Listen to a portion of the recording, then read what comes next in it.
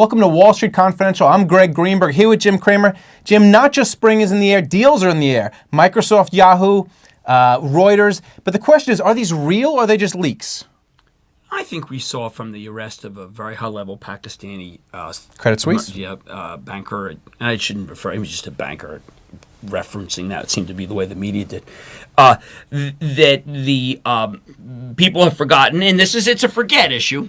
People periodically forget that the government prosecutes you for this. There had been a lull in the prosecution, so people then felt they could get away with it. So the answer is this is a very smoke fire market like the 80s until we put away a bunch of guys. This was just the first guy. I still think the odds favor it. I am not encouraging people to say, listen, there is a lapse in government, so take advantage of it, nor did I ever do it myself. I am simply saying that the odds favor right now trying to get away with it. And until we make the odds change, I think that when there's runs, there may be bids. Well, that's something that we discussed yesterday, that it takes a little bit of time for the SEC to check out the books from Goldman and Lehman and then finally get their man. Helene Meisler was flagging some stocks that have, including a bank stock, that have had very furious out-of-the-money buying. We saw that with the monster yesterday.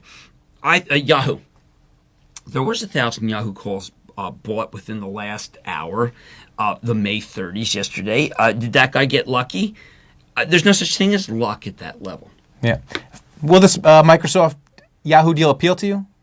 Microsoft has to do something. They have fallen so far behind. You know, Microsoft is a really intriguing company because it has historically become like IBM was. I mean, IBM was this dominant company, and as they progressed, they niched themselves. Microsoft has niched itself. It is a software operating company with a game division. I think that this would be a leap forward. I also think, by the way, that Yahoo is so poorly run that you can pay $50 billion and expect to get your money back. Quick point. Doug Cass was wondering why the Post got the story and not the Times or Wall Street Journal, and that's why he's a little bit damp on the perspective of those two coming together. The fact is that does that matter? They claim that Goldman is hired to make the bid. My experience in journalism is that there are two kinds of journalists. There's the journalists who get called by the insider to leak the deal. We've seen that. And then there's the journalists who make them up. All right. We're going to find out which one's which. Jim Cramer, Greg Greenberg, Wall Street Confidential.